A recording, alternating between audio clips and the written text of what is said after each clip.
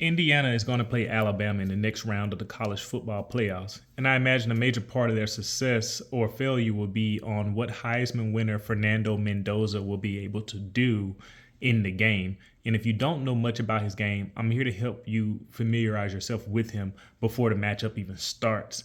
And I'm going to back that up with some plays after I give you just a general rundown. So the first thing you need to know is that Fernando Mendoza is very mobile. He's an improviser with his feet. He doesn't look to just run and get the first down or to get a lot of yards. He's usually running and moving around to look up the field and try to throw the ball. And he has good accuracy, ball placement. He also is not afraid to throw the ball away, which is really nice, being able to get rid of the ball and not just only look for getting a play down the field. And he has solid accuracy while he is on the run. Now, with that said, I have noticed that against some of the better teams they play, so like an Ohio State game and a little bit in the Penn State game as well, when teams are able to pressure him in ways that others cannot, he changes a little bit. So he can throw generally with anticipation. He throws out routes really well. Indiana likes to give Mendoza some intermediate routes. He can even do weird off-platform sidearm throws, kind of like Aaron Rodgers used to do. But pressure, which is the case for most quarterbacks, can get him out of his controlled nature as a QB, which makes sense. There were times against Ohio State where he didn't throw the ball away, or he underthrew someone, or threw the ball upfield and took a sack when there was a check down waiting to happen. And so he kind of oscillates where normally his normal style of play is that he takes what the defense gives him. And then when that doesn't quite work out, he starts to look a little bit different. Let me show you what I mean by that in these plays here. So first thing I'm showing you is in 11 personnel out of shotgun. So it's going to be some good and some interesting things. Mendoza is moving to his right, and he throws on the run to Surratt. And what you see is that mobility that I was talking about, the ability to kind of move and get off platform and throw with some really solid accuracy and hit the wide receiver who's running to the right along with him while moving an accurate throw. That's a really good thing from Mendoza.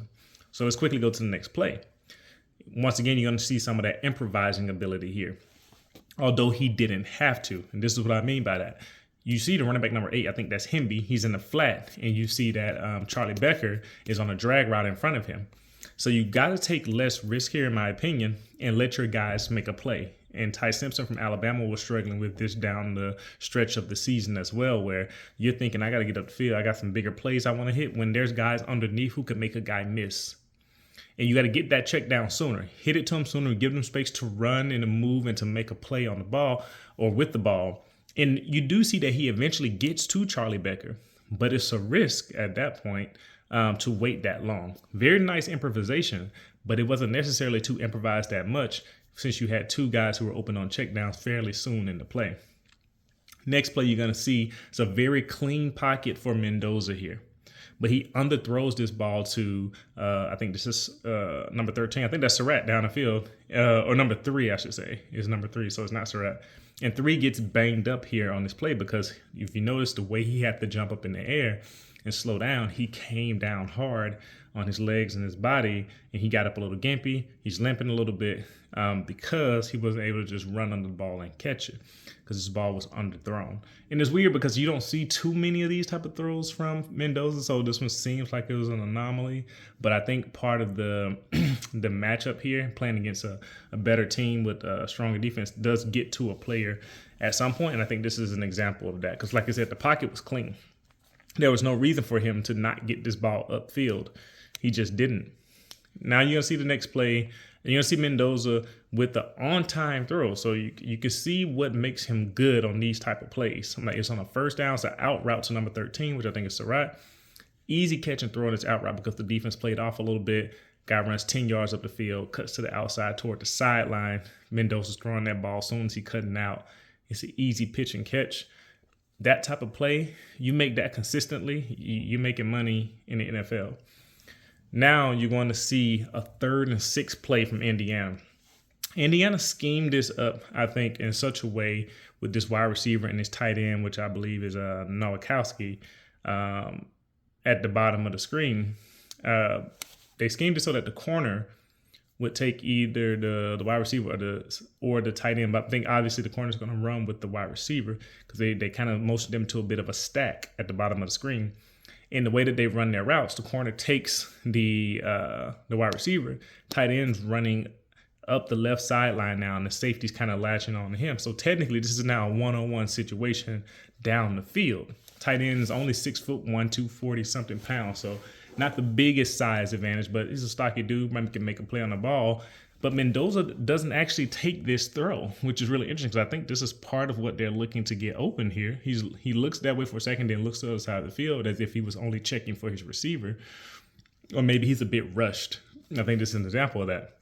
Because it's a one-on-one up the field. If you notice before the play, Ohio State's playing like, they're not playing those safeties over the top. This is like zero. They got every guy accounting for one other guy. So it's just the safety versus the tight end, Nowakowski. So it's one-on-one up the field, but Mendoza doesn't take the throw. He hesitates, and instead he takes a sack. So now you're starting to see what I mean at the beginning of the play or the beginning of the video.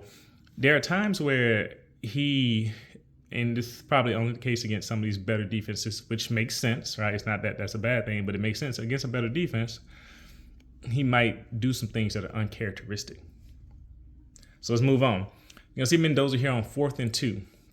And he does that off-platform. Remember I said he does off-platform kind of sidearm throws to the tight end here, Nowakowski. It's a really impressive play that kept this drive going, which they needed this. And it was very accurate and it had good velocity despite the fact that it was pretty much an all-wrist throw. He threw that ball kind of just sidearm, the wrist snapping, and he got there. Those type of plays, like they look impressive, they catch your attention, and you can see why he's getting a lot of buzz. Like doing stuff like this is not necessary to the position, but it adds a little flair to you. You know, it helps with those Heisman moments. And now you're going to see, you see the Jekyll and Hyde nature of the plays that I'm showing you. Mendoza's going to take a sack again on this play, and I would say unnecessarily.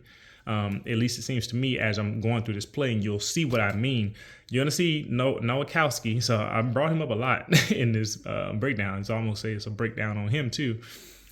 Nowakowski's at the top of the screen, and he runs a short curl route with the DB playing off coverage. So when you're playing off coverage, you technically are conceding the short play if the quarterback can throw it on time and early enough to where the DB can't do anything to the ball. You're basically conceding 5 yards on this play.